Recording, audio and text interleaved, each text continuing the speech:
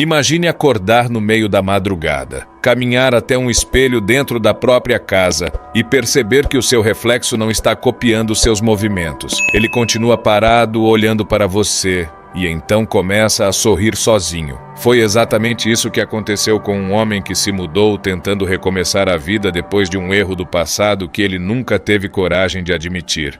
Mas o que ele não sabia era que aquela casa guardava algo muito pior do que barulhos estranhos ou sombras no escuro. Porque naquele lugar as paredes pareciam lembrar, o silêncio parecia observar, e o espelho não mostrava apenas quem ele era. Mostrava aquilo que ele tentou esconder do mundo inteiro. O problema é que algumas culpas não ficam enterradas para sempre. E quando elas voltam, não vêm sozinhas. Elas vêm para cobrar. E o que aconteceu dentro daquela casa é algo que vai fazer você pensar 2 vezes antes de ignorar seus próprios segredos. Meu nome é Diego, e até hoje eu me arrependo de ter aceitado aquela casa sem ter feito perguntas. Isso aconteceu em 2021, pouco tempo depois de eu sair de um casamento que terminou de forma amarga e dolorosa, como se alguém tivesse simplesmente apagado uma luz dentro de mim.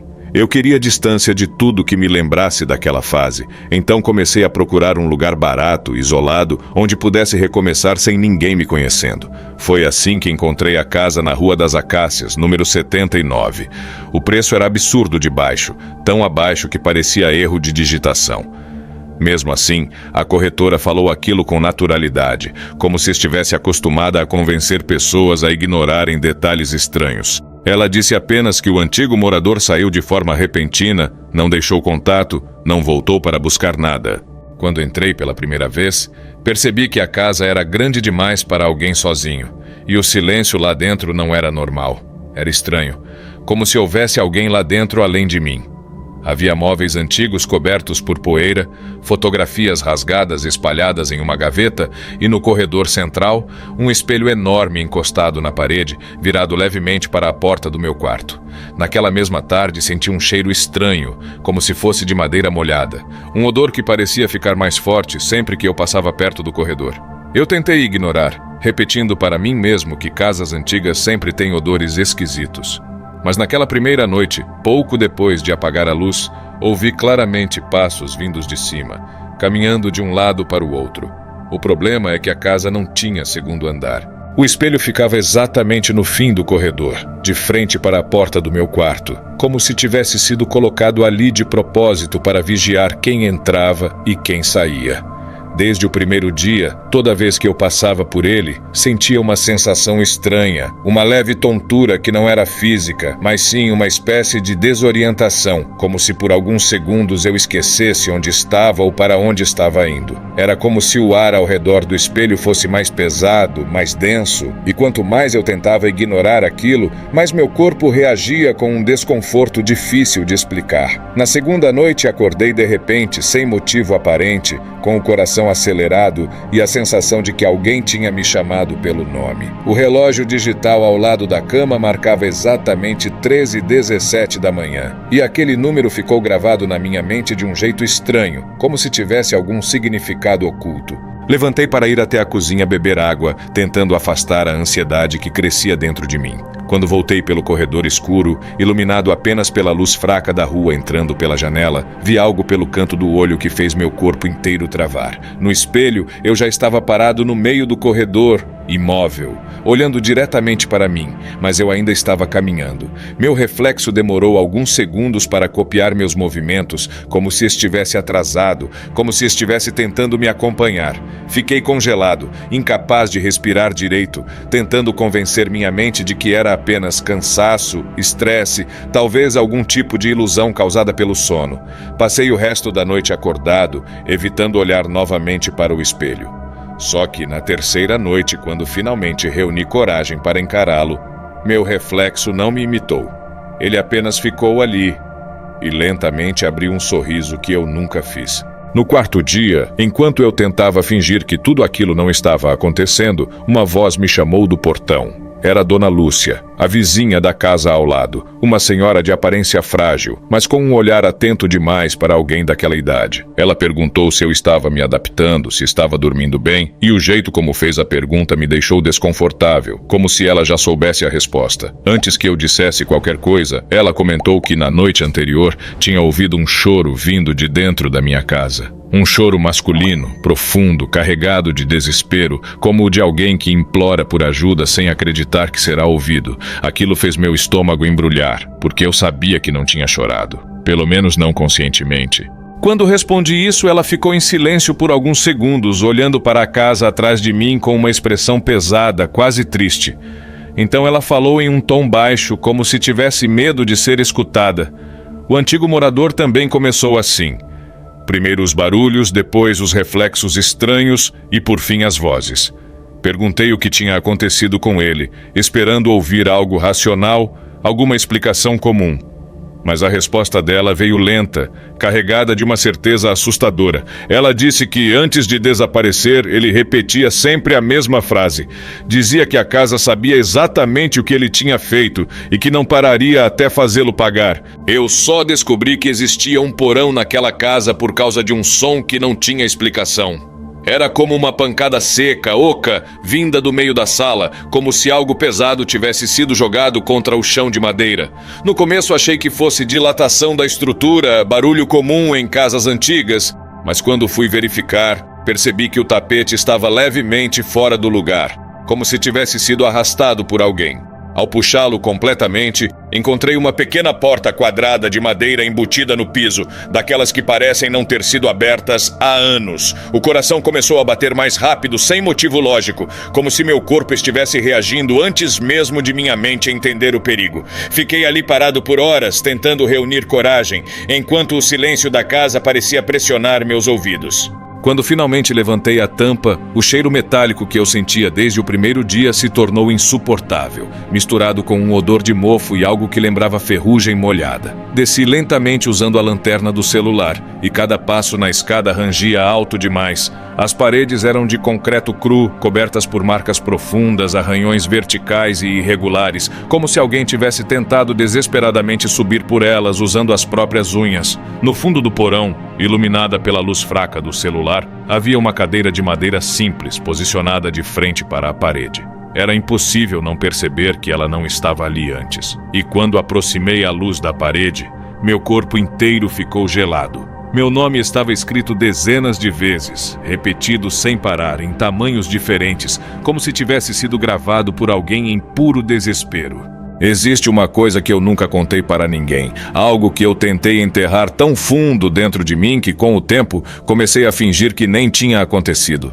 Meses antes de me mudar para aquela casa, eu tinha saído de uma festa bêbado demais para estar dirigindo, mas arrogante demais para admitir isso. Chovia muito naquela noite, a estrada estava quase vazia e eu só queria chegar em casa. Foi quando aconteceu. Um impacto forte contra o carro, algo que surgiu do nada no meio da pista. Eu freiei por instinto, mas não desci para verificar. O medo tomou conta de mim antes mesmo da culpa. Eu acelerei e fui embora, tentando convencer a mim mesmo de que talvez fosse um animal, talvez algo que não tinha sido tão grave. Nunca voltei ao local, nunca procurei notícias. Nunca tive coragem de saber a verdade, mas quando vi meu nome repetido naquela parede do porão, senti algo que não era apenas medo. Era a certeza esmagadora de que alguém, ou alguma coisa, sabia exatamente o que eu tinha feito. Naquela mesma noite, enquanto eu tentava respirar fundo no corredor escuro, ouvi passos atrás de mim, seguindo cada movimento meu dentro da casa. Eu não tive coragem de me virar, e então, bem próximo ao meu ouvido, uma voz baixa, rouca e carregada de ódio sussurrou apenas 2 palavras que fizeram meu sangue congelar completamente. Eu lembro. Depois daquela noite no porão, as coisas começaram a piorar de um jeito impossível de ignorar. No início eram apenas pequenos arranhões nos meus braços, marcas finas que pareciam ter sido feitas por unhas curtas. Eu tentava me convencer de que estava me machucando dormindo, talvez por nervosismo, talvez por algum tipo de ansiedade acumulada. Mas com o passar dos dias, as marcas começaram a aparecer mais profundas, mais longas, algumas delas formando linhas paralelas perfeitas, como se alguém tivesse segurado apertado meu braço com força enquanto arrastava algo afiado sobre a pele. O mais perturbador era que eu sempre acordava exatamente no mesmo horário, 3h17 da manhã. Não importava a hora em que eu dormisse. Não importava se eu estava exausto ou medicado. Meu corpo despertava nesse mesmo minuto com o coração disparado e uma sensação esmagadora de que eu não estava sozinho. O espelho do corredor ficou ainda pior. Ele começou a refletir coisas que não estavam lá quando eu virava o corpo para conferir. Às vezes eu via uma silhueta parada ao fundo do corredor, imóvel, escura demais para ser apenas uma sombra comum. E quando eu olhava diretamente, não havia nada. Com o tempo, percebi que o que eu sentia não era apenas culpa pelo passado. Era algo muito mais pesado, como se existisse uma presença consciente dentro da casa, alguém invisível que me observava constantemente, avaliando cada movimento meu, esperando pacientemente o momento certo para fazer algo pior. O medo chegou a um ponto em que eu precisava de uma prova concreta, algo que mostrasse que eu não estava enlouquecendo. Então decidi gravar o que acontecia durante a noite. Coloquei meu celular apoiado na estante do quarto, ajustando o ângulo para que a câmera pegasse a porta aberta, o corredor e o espelho ao fundo.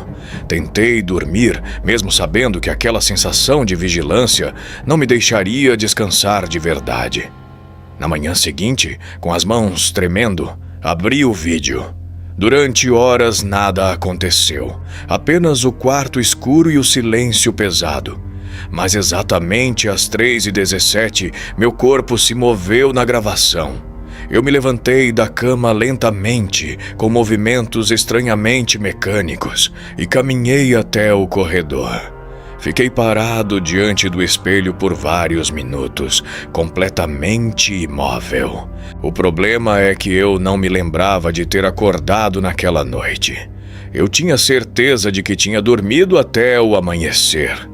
Então percebi algo ainda pior. No vídeo, meu reflexo não imitava meus movimentos. Enquanto meu corpo permanecia parado, a imagem dentro do espelho começou a se aproximar lentamente da câmera, como se estivesse caminhando por dentro do vidro. Quando aumentei o volume do áudio, o som veio baixo, carregado de uma dor profunda. Era uma voz feminina, fraca, quase sem ar, sussurrando com clareza suficiente para me fazer perder o chão. Você deixou ela morrer. O peso daquela gravação foi grande demais para eu carregar sozinho. Então, no mesmo dia, corri até o portão da vizinha. Dona Lúcia, tentando manter a voz firme, enquanto perguntava se alguém já tinha morrido naquela casa. No momento em que fiz a pergunta, o rosto dela perdeu completamente a cor, como se eu tivesse tocado em algo que deveria permanecer enterrado. Ela demorou alguns segundos para responder, olhando primeiro para a rua, depois para as janelas da casa atrás de mim, como se tivesse medo de que alguém estivesse escutando. Com a voz baixa, quase sussurrando, ela contou que, muitos anos antes, uma jovem que morava naquela casa tinha sido atropelada bem na esquina da Rua das Acácias. O motorista não parou. Fugiu sem prestar socorro. Durante dias, todos pensaram que ela simplesmente tinha desaparecido, até que um cheiro estranho começou a sair da residência. Foi quando a polícia encontrou o corpo no porão. Segundo Dona Lúcia, a garota ainda estava viva quando conseguiu voltar para casa naquela noite chuvosa. Ela tinha se arrastado escada abaixo, sangrando, deixando marcas nas paredes enquanto tentava subir novamente. Mas não conseguiu. Ficou ali sozinha, fraca, esperando ajuda que nunca chegou, até que o silêncio tomou conta do lugar para sempre. Naquele momento, algo dentro de mim mudou, porque pela primeira vez eu não senti apenas medo. Senti uma certeza esmagadora. Eu sabia exatamente o que precisava fazer. Naquela mesma noite, desci até o porão novamente, mesmo com cada instinto do meu corpo gritando para eu não fazer aquilo. Assim que alcancei o último degrau, percebi que algo estava diferente. A cadeira de madeira que antes ficava voltada para a parede, agora estava posicionada de frente para mim, como se estivesse me esperando. O ar parecia mais pesado, difícil de respirar, e um silêncio absoluto tomou conta do ambiente, abafando qualquer som externo. Com as pernas tremendo, caminhei até a cadeira e me sentei. No mesmo instante, a lâmpada do porão começou a piscar irregularmente, lançando sombras distorcidas pelas paredes arranhadas. Foi então que percebi algo impossível. Mesmo estando no porão, o espelho do corredor acima refletia aquele ambiente como se estivesse conectado diretamente àquele lugar. E dentro do reflexo, atrás de mim, havia uma figura. Uma mulher extremamente pálida, com os cabelos molhados grudados ao rosto, roupas rasgadas e manchas escuras espalhadas pelo corpo. Seus olhos não piscavam. Estavam fixos em mim, carregados de dor e de uma raiva silenciosa. Quando ela falou, a voz ecoou ao mesmo tempo no porão e dentro da minha mente, clara, fria e inevitável. Agora você lembra. Se você está ouvindo isso agora, significa que essa foi a última gravação que consegui fazer dentro desta casa.